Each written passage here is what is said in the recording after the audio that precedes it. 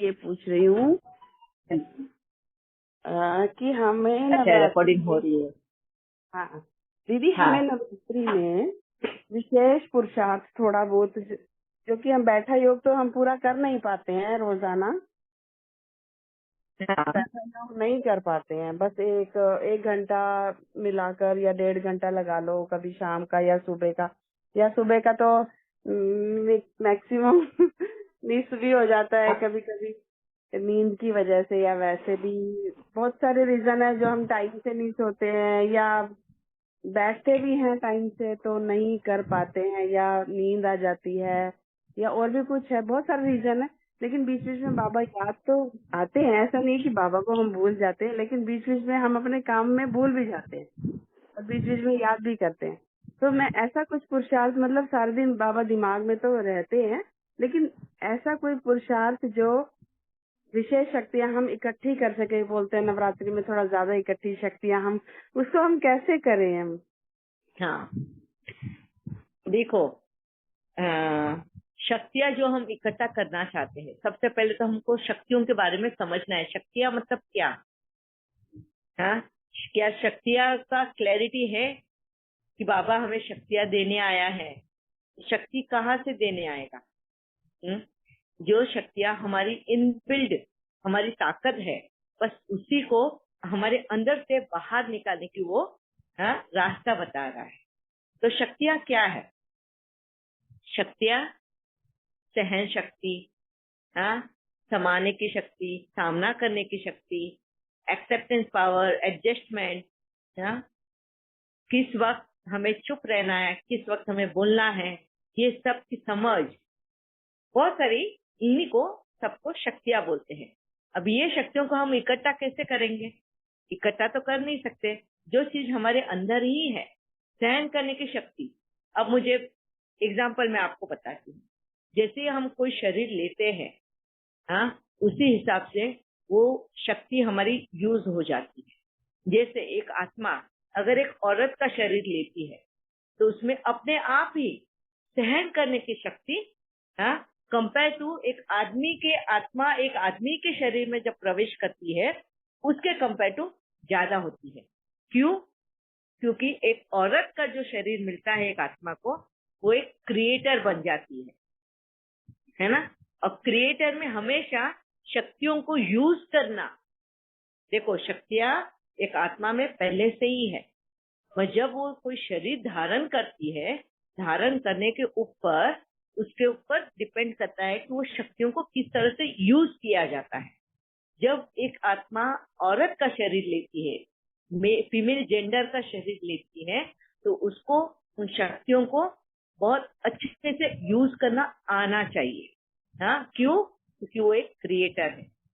सबसे ज्यादा उसको अगर यूज करना है तो टॉलरेंस, सहन शक्ति, हाँ, दूसरा एक्सेप्टेंस, कि हर चीज को एक्सेप्ट करना। क्यों? सबसे पहले तो हमारी सहन शक्ति का है। बताओ मुझे, सहन शक्ति सबसे ज्यादा क्यों चाहिए एक औरत में? क्योंकि हाँ, वो क्रिएटर है। सारे घर को संभालती भी है, और यस, सबकी रीढ़ की हड्डी एक लेडी होती है मैक्सिमम घरों में। यस, है ना। वो एक क्रिएटर है, जननी बोलते हैं। क्रिएटर है ना, जननी, है ना। कोई भी काम को जन्म देती है, कोई भी वर्क, कार्य को उसके थ्रू हाँ, जन्म होता है। हाँ, इसके लिए उसको घर की लक्ष्मी भी बोला जाता है, या कोई भी शुभ काम में पहले एक औरत को आगे किया जाता है। क्यों? क्योंकि वो जननी है। कोई भी कार्य को सफलता के रास्ते पे लेकर जाने वाली एक औरत होती है ना। इसके लिए, मगर वो क्यों? क्योंकि उसमें सहन शक्ति, जैसे ही वो शरीर धारण करती है, वो शरीर लेती है एक औरत का, उस आत्मा में सहन शक्ति यूज करने के लिए ज्यादा चांसेस मिलते हैं। हाँ, चांसेस मिलना मतलब उसको इस तरह, हाँ जी, उसको चांसेस ज्यादा मिलते हैं, मतलब उसको अपॉर्चुनिटी ज्यादा मिलती है। हाँ, सिचुएशन ऐसे आते हैं जहाँ पे उसको सहन करने की शक्ति को ज्यादा यूज किया करने को मिलता है। दूसरा है एक्सेप्टेंस, है ना। सिचुएशन जैसी भी आती है उसको एक्सेप्ट करते हुए, सहन कर कर, एक्सेप्ट कर कर, हाँ, आगे बढ़ना। तो ये सिचुएशंस उसको यूज करने में, ये शक्तियों को यूज करने को उसको चांस ज्यादा मिलता है। ठीक है, तो हमें कहीं से भी लेना नहीं होता है, ये शक्तियां तो हमारी इनबिल्ड है, बस उसको यूज करने को बाबा हमें सिखाता है। तो हर सिचुएशन के हिसाब से, जैसे एक बच्चे को अगर जन्म देना है, अगेन यहाँ पे वो क्रिएटर आया, अभी 9 महीने तक उस बच्चे को कोख में रखना है, अपने खून, अपना मांस खून, इससे उस बच्चे को अपने कोख में पैदा करना है और उसके बाद उसको जन्म देना है। तो कितनी सहन करने की शक्ति चाहिए उसको, कितनी धीरजता की शक्ति चाहिए उसको, है ना, माँ बनने के लिए। दूसरा, एक परिवार को जहाँ जन्म लिया है वहां से अगर उसको दूसरे परिवार को, जो वो अनजान है, उसको कोई पता नहीं है, जो पति है, उस पति की माँ बाप भाई बहन पूरा परिवार एकदम डिफरेंट है, वो जानती तक नहीं है, पर एक ही रात में, एक ही दिन में उसका जीवन बदल जाता है। जिस दिन शादी हो गई, नेक्स्ट डे से उसका नाम बदल जाता है, उसका परिवार बदल जाता है, घर बदल जाता है, सब बदल जाता है। तो सबसे ज्यादा उसको क्या, कौन सी शक्तियां यूज करती है वो? एक्सेप्ट करने की शक्ति, हाँ, उस परिवर्तन को एक्सेप्ट करने की शक्ति। और परिवर्तन को एक्सेप्ट करने के लिए उसको सहन शक्ति की बहुत ज्यादा जरूरत होती है ना। फिर है एडजस्ट करने की शक्ति। अब मुझे यहाँ पे बताओ, एक आत्मा में इनबिल्ट शक्तियां होती हैं, है ना, जैसे ही वो जेंडर में वो प्रवेश करती हैं, तो शक्तियों को अपने आप ही यूज करने को कुदरत सिखाती है हमें। ठीक है, और परमात्मा, जब एक आत्मा भूल जाती है उन्हीं शक्तियों को यूज कैसे करना है, तब परमात्मा आता है और परमात्मा उसको गाइड करता है। जो आज हम सभी आत्माओं को जिस तरह से परमात्मा गाइड करता है। ठीक है, अब हम योग में जब बैठते हैं तो उस ऐसे सीन्स हमारे सामने दिखाई देते हैं जहां पर हम फेल हो चुके हैं उन शक्तियों को यूज करने के लिए। ठीक है, सुनीता बहन आप ध्यान दीजिएगा, हम जब फेल हो जाते हैं उन शक्तियों को यूज करने के लिए, तो हम जब योग में बैठते हैं तो बाबा हमें वो सिचुएशन सामने दिलाता है कि यहाँ पे तुम फेल हो चुके हो और फेल होने की वजह से ही आज तुम दुख उठा रहे हो। हाँ, हमें दुख और दर्द क्यों उठाना पड़ता है? क्योंकि ऐसे सिचुएशंस में हम शक्तियों का प्रयोग करना चूक गए, इधर रॉन्ग प्रयोग कर लिया है या तो फिर प्रयोग ही नहीं किया है। और जहां हमने गलतियां करी वो बाबा हमें हमारे सामने लेकर आता है और फिर हमें सही रास्ता दिखाता है कि यहाँ पर हमें कौन सी शक्ति कैसे यूज करनी है, कहाँ पे हमें एक्सेप्ट करना है, कहाँ पे हमें एडजस्ट करना है, कहाँ पे हमें कॉम्प्रोमाइज करना है, सहन शक्ति किस तरह से बढ़ानी है। ये नवरात्रि का जो ये बताया है, ये सारी भी शक्तियां ही है। शीतला शक्ति मतलब शांति की शक्ति, हमें शांत रहना है, और शांत रहने के लिए भी हमको क्या चाहिए? शांत एक गुण है ना। तो शांत रहने के लिए हमें क्या चाहिए? सहन शक्ति चाहिए, एक्सेप्टेंस चाहिए। ठीक है, जैसा है वो एक्सेप्ट कर लिया, भाई ये हमारा ही कर्म है, हमें मिल रहा है। तो कितने आसानी से हम एक्सेप्ट करते हैं, और जितना आसानी से हम एक्सेप्ट करते हैं उतने ही हम शांत हो जाते हैं। और शांत होने के लिए, एक्सेप्ट करने के लिए भी हमें क्या चाहिए? सहन शक्ति चाहिए, है ना, एडजस्ट करने की शक्ति चाहिए, उन सिचुएशंस के साथ में एडजस्ट करना, समाना। पता भी है सामने वालों की गलतियां है, सामने वाले गलत कर रहे हैं, वो सिचुएशंस का फायदा उठा रहे हैं, हमें मैनिपुलेट किया जा रहा है, पता है, समझ में आ रहा है, मगर इन सिचुएशंस को समाना ताकि चीजें बढ़े नहीं। उस वक्त हमें समाने की शक्ति आनी चाहिए, समा लेना, एक्सेप्ट करना, एडजस्ट करना, और इन सब के लिए हमें सहन शक्ति की ज्यादा जरूरत होती है। दूसरा है पेशेंस, धीरजता की शक्ति बहुत चाहिए, एंड धैर्यता, हिम्मत भी चाहिए इन सबको संभाल कर रखने के लिए। ठीक है, तो ये जब सब हो उसके बाद में हमें आवाज उठाना भी है। अगर गलत हो रहा है तो उसके लिए भी हमें आवाज उठाना है। चुप नहीं बैठना है, कोई गलत कर रहा है तो उसको गलत करने दो। हाँ, जो गलत कर रहा है उससे भी ज्यादा पापी वो है जो सहन कर रहा है, क्योंकि जो सहन करता है मतलब सामने वाले को तुम शय दे रहे हो गलत करने के लिए, वो भी होने नहीं देना है। तो ये सब पहले करने के बाद में तुमको आवाज भी उठानी है सच के लिए, सच्चाई के लिए तुम्हें आवाज उठानी है। वो कैसे आवाज उठाओगे तुम? हैं? अपने शक्तियों को यूज करते हुए, गुणों से और कलाओं से। हाँ, यही ये नवरात्रि में हमें ये शक्तियां याद दिलाती है, हमारा वजूद, हमारा आइडेंटिटी।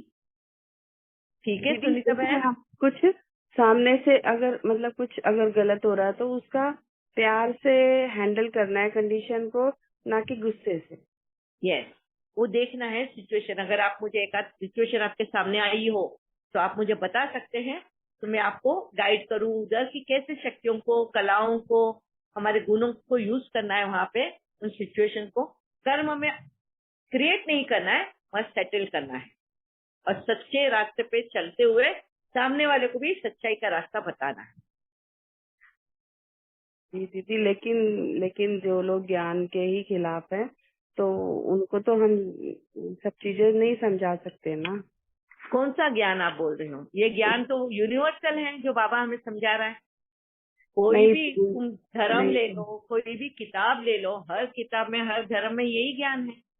दीदी है तो, लेकिन कोई आत्मा नहीं सुनना चाहती है, उस कंडीशन में हम चुप रहने ज्यादा अच्छे हैं। हाँ, मगर ये है कि बाबा बोलते हैं ना, आर्ग्यूमेंट मत करो। जब खुद सामने वाला अगर अपने आप को ज्ञानी समझता है तो उसको पता है कि वो क्या कर रहा है ना? तो बस उसके लिए दुआएं देते रहो कि तेरा भला हो भाई, जो भी तेरे को कल जल्दी आ जाए ना, हाँ बोलते जी हैं। दीदी, यही यही करते रहते हैं। जैसे बाबा बोलते हैं ना, वो हाँ तो जी, आत्मा बेच, जैसे बोलते हैं कि भी सामने वाली आत्मा तो बाबा ने हमें तो बताया है कि क्या है, आदि अंत मध्य का मगर सत्य है। इंटरप्रिटेशन मत करना, क्यों? वो हमारी सुनने का ही नहीं। नहीं वो नहीं नहीं जी, वैसे हाँ, ही, हाँ जी वैसे ही जनरली, मतलब बाबा ने तो हमें हर चीज का ज्ञान दिया है, हर चीज का बताया है कि क्या सत्य है, ड्रामा का, हर चीज का। तो इसलिए चुप रहने में ही अच्छा है। हाँ, मगर मैं वापस से यहाँ पे वही बोल रही हूँ, चुप तब तक रहो जब तक के, हाँ, हम उसको, अगर वो गलत कर रहा है और हम सहन करते जा रहे हैं तो तुम कहीं ना कहीं उस पाप के भागीदार बन रहे हो। समझना, समझा? तो आपको, वो गलत कर रहा है, उसके ऊपर आवाज तो उठानी है। वो सुने नहीं सुने उसके ऊपर छोड़ दो। जब तुम आवाज उठाते हो, उसको सच्चा रास्ता दिखाते हो, कम से कम तुम उस कर्म में तो नहीं बनते हो। जब उसको भुगतना है तो वो भुगतेगा ही, मगर कम से कम उसकी आंच हमें नहीं लगेगी उस वक्त। जब उसके वो वक्त आएगा भुगतने का, हम कोसों दूर रहेंगे उनसे, या हम निर्लेप हो जाएंगे, हम पर उस दर्द का, उनके दुख का असर नहीं होगा। दीदी एक क्वेश्चन और था मेरा कि हाँ, मान लो एक बाबा की बच्ची ही है, मान लो अभी जैसे कि कहते कि कर्मों के अनुसार ही कोई बंदे हमारे कोई दोस्ती या दोस्त कोई बनते हैं।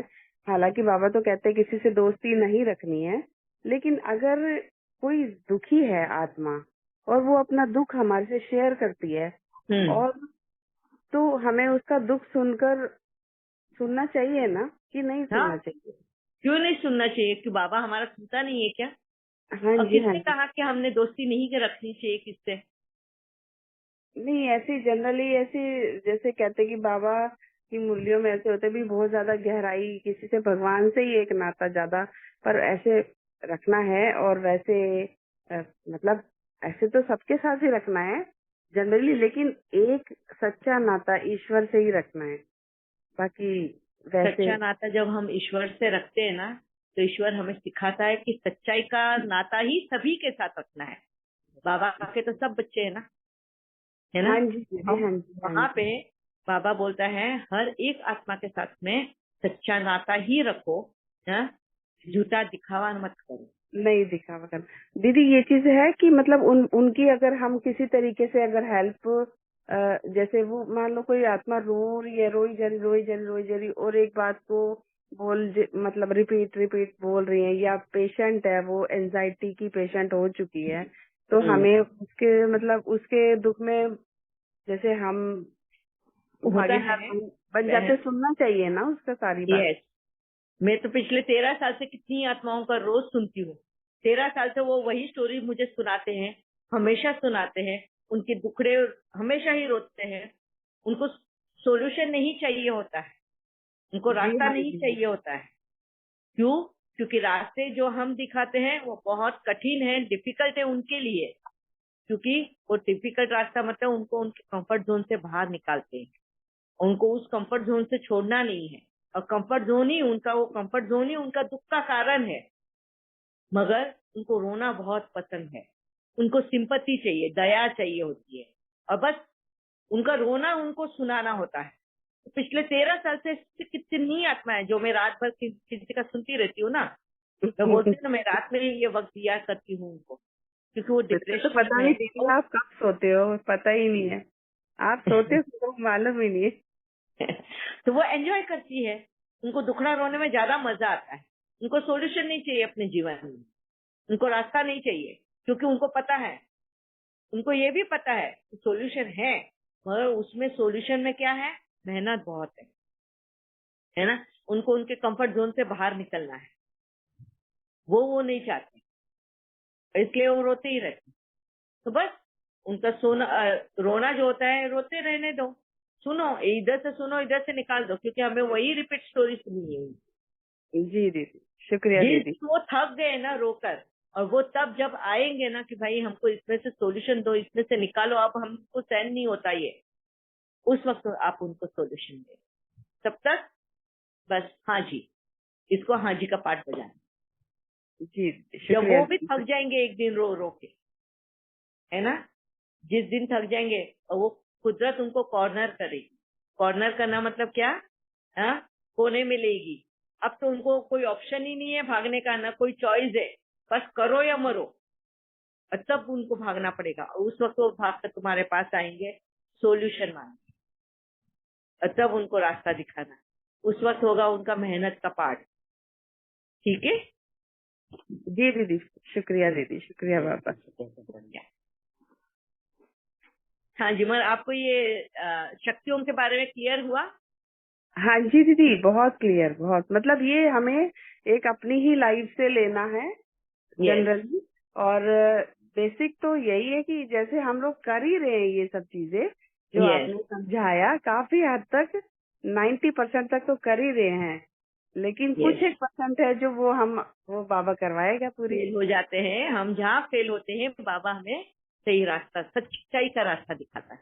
बस हाँ जी दीदी। ये हमको बाबा से लेना है, वो टचिंग्स बाबा से लेनी है, और उस रास्ते पे हिम्मत चाहिए। मैंने कहा ना, वो रास्ता आसान नहीं है। बाबा वो बोलता भी है, हाँ, श्रीमत पे चलना मासी का घर नहीं है, वो हाँ रास्ता आसान नहीं है। हाँ जी, हाँ यस। जी। जी दीदी, ये ठीक हमारा है। जो काउंटिंग में आता है ना बाबा की, जो हम याद करते हैं, बैठे रहते हैं ऐसे मन मन में चलते रहते हैं। हर पल काउंटिंग में आता है। जितने हम बाबा की श्रीमत पे चलोगे वो सब कुछ गिना जाएगा।